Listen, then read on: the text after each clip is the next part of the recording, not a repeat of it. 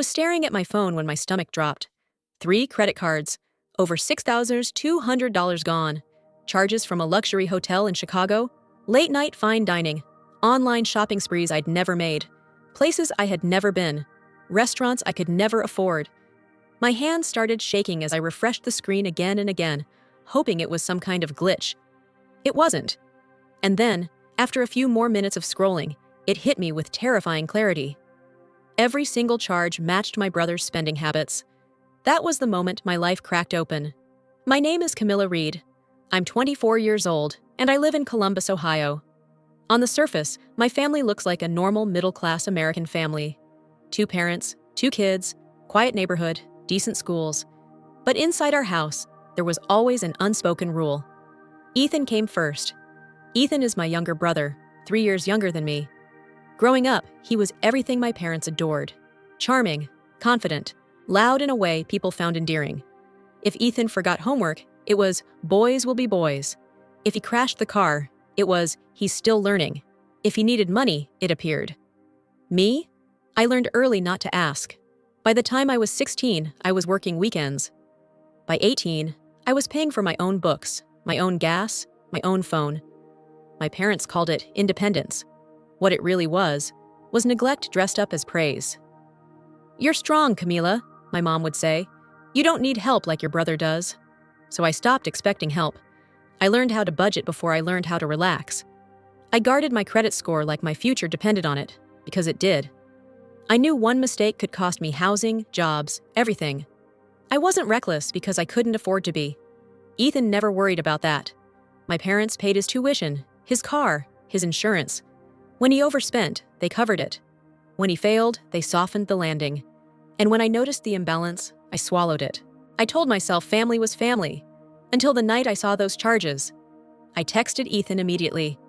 "Why are there thousands of dollars charged to my cards? Did you use them?" Minutes passed. Then his reply popped up. "What are you talking about? Maybe you just forgot what you spent." I felt something cold settle in my chest. I opened my banking app again, dug deeper. Transaction histories, vendor details. The truth stacked up fast and ugly. The online store was one he used constantly. The hotel booking, under his friend's account. The restaurant, a place he'd bragged about on Instagram weeks earlier. I didn't sleep that night. The next morning, I drove to my parents' house. Ethan was on the couch, controller in hand, feet up like nothing in the world could touch him. I held my phone out. "Explain this." He barely looked at the screen. "You're overreacting," he said. "Relax." That was when I knew. Not just that he did it, but that he didn't think he'd face consequences, because he never had. And standing there, watching my brother shrug off thousands of dollars he stole from me, I realized something even more terrifying than the fraud itself. My family had trained him to believe he could get away with anything, and I was about to find out just how far that went. Before we continue, tell me, where are you listening from right now? That night, after closing the cafe and stepping into my apartment, exhaustion clung to me the way it always did after an 11-hour shift. My body was tired, but my mind was restless. Before showering, I opened my banking app, following the same habit I had kept for years. It was my way of staying grounded, of reminding myself that even when life felt unstable, at least my finances were under control. The screen loaded and my breath caught. At first, I thought I was reading it wrong. I scrolled back up, then down again, trying to make sense of the numbers staring back at me. Multiple charges appeared across 3 credit cards, each one unfamiliar, each one larger than anything I would ever spend without planning. Hotel bookings in Chicago, online shopping orders, a restaurant bill that cost more than my entire grocery budget for a month. The total climbed past $6,000. My heart started pounding so hard that I could feel it in my ears. I sat down on the edge of my bed, phone still in my hand, as if standing might cause everything to collapse. I refreshed the app. I closed it and opened it again. Nothing changed. I understood immediately what this could mean. Credit fraud was not a temporary inconvenience. It was something that could follow you for years, quietly closing doors you didn't even know existed. Renting an apartment, applying for a loan, building a future. I had protected my credit carefully because I knew I didn't have anyone to save me if it went wrong. Trying to calm myself, I opened the transaction details, hoping for some explanation that didn't involve the worst possible conclusion. Instead, the opposite happened. The more I looked, the clearer it became. The online store was one my brother used constantly. The hotel was in an area he had talked about visiting with friends. Even the timing lined up with weekends he had been posting photos and stories online. Every charge fit into a pattern I recognized too well. Denial faded quickly, replaced by a cold certainty that made my stomach turn. I texted him, "Did you use my credit cards? There are thousands of dollars charged that I didn't make." The typing bubble appeared almost instantly, then disappeared. When his response came, it was casual, almost bored. "I don't know what you're talking about. Maybe you forgot what you spent." That sentence changed everything. It wasn't confusion. It wasn't concern. It was dismissal. He knew how careful I was with money. He knew I tracked every purchase. His response wasn't meant to explain. It was meant to shut me down. I didn't argue over text. I knew that if I stayed behind a screen, he would keep pretending nothing was wrong. I needed to see him. The next morning, I drove to my parents' house. The neighborhood looked peaceful, unchanged, as if betrayal couldn't exist behind freshly trimmed lawns and quiet streets. Inside, Ethan was exactly where I expected him to be, stretched out on the couch, focused on his game, completely at ease. I stood in front of him and held out my phone. "Explain this," I said, keeping my voice steady. He glanced at the screen, then leaned back without a trace of alarm. "You're freaking out over nothing." "Nothing?" I asked. "That's more than $6,000. He rolled his eyes and let out a laugh that made my chest tighten. "You're always dramatic. It's not that serious." I pointed to the dates, the locations, the matching accounts, laying out the evidence one piece at a time. He didn't interrupt, but he didn't apologize either. When I finished, he shrugged. "You're trying to make me look bad again," he said. "Why do you always do this?" That was when the truth settled in, heavy and undeniable. He didn't feel guilty because he didn't believe he had done anything wrong. He had crossed a line without hesitation, confident that nothing would happen to him. I waited for him to acknowledge what he had risked for me: my credit, my future, the stability I had built on my own. Instead, he picked up his controller and turned back to his game, as if the conversation were already over. I stood there longer than I should have, feeling something shift inside me. The betrayal wasn't only about money anymore. It was about respect, or rather, the complete absence of it. As I walked out of the house, one thought stayed with me, growing heavier with every step. If this was how easily he could do this, then the problem wasn't just my brother.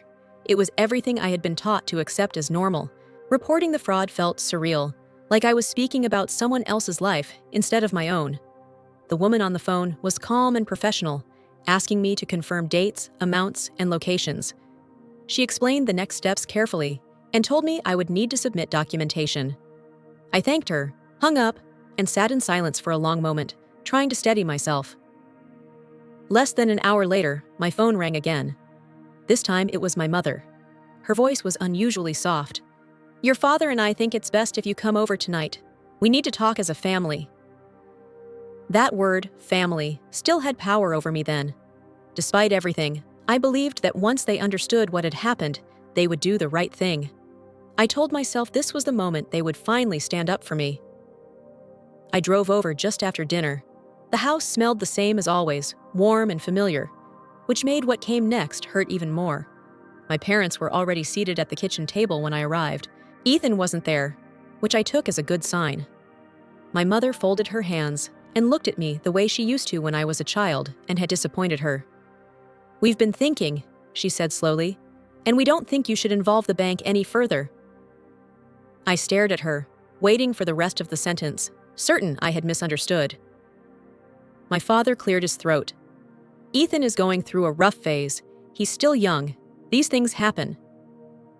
I felt a tight pressure form in my chest. "He used my credit cards," I said.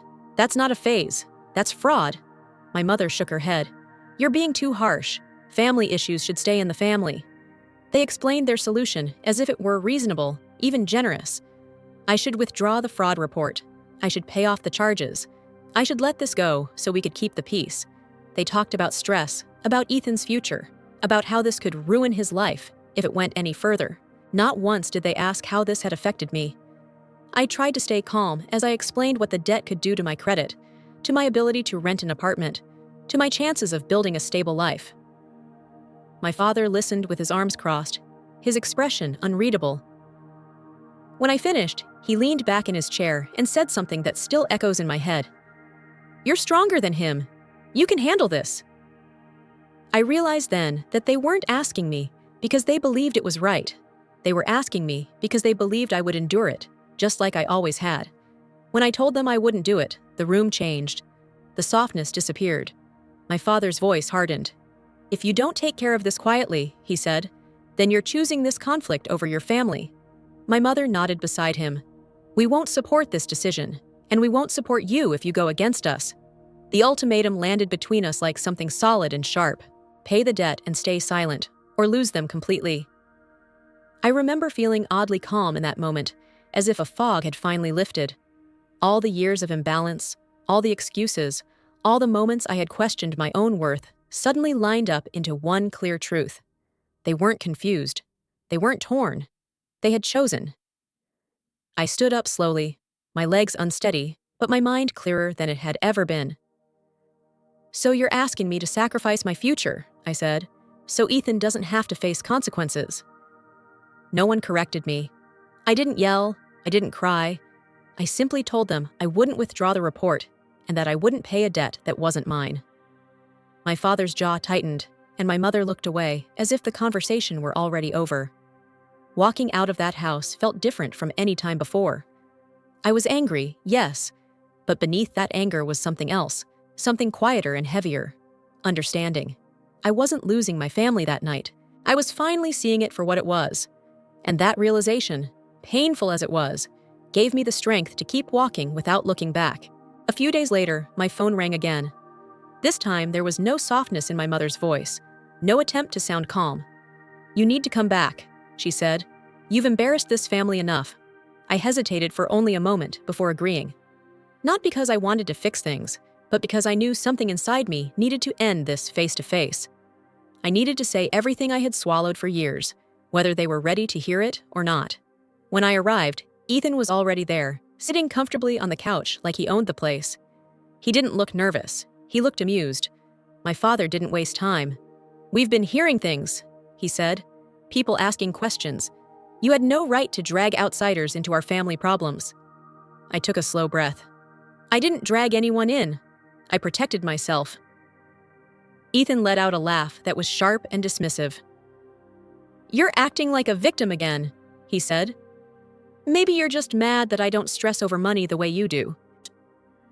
I looked at him, really looked at him, and felt something steady replace the anger I'd been carrying. "I'm not mad that you live comfortably," I said. "I'm angry that you destroyed my financial security and expected me to clean it up for you." He rolled his eyes. "You always exaggerate." That word did it. Exaggerate. As if 20 years of imbalance could be brushed off with one shrug. I turned to my parents. "Do you know how many times I fixed things for him?" I asked. "How many times I stayed quiet so he wouldn't look bad?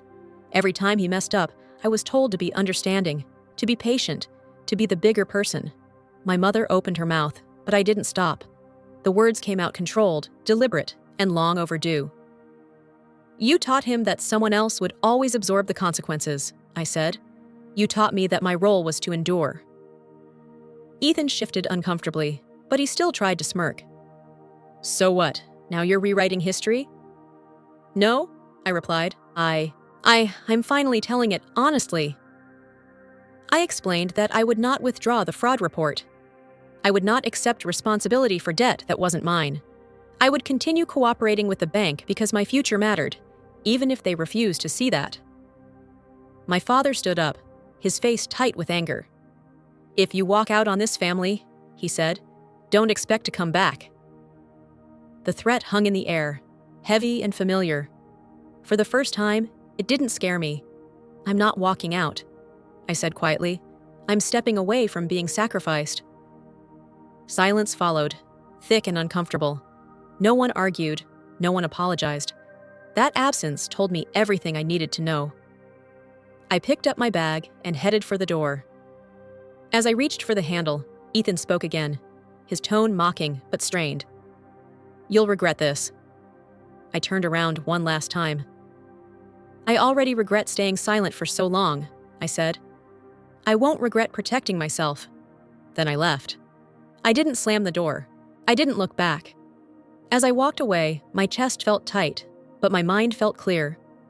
I wasn't choosing loneliness over family. I was choosing truth over denial and dignity over survival. There was no road left behind me anymore, only the one ahead, and for the first time, I was ready to walk it on my own. Time moved forward in small, ordinary ways.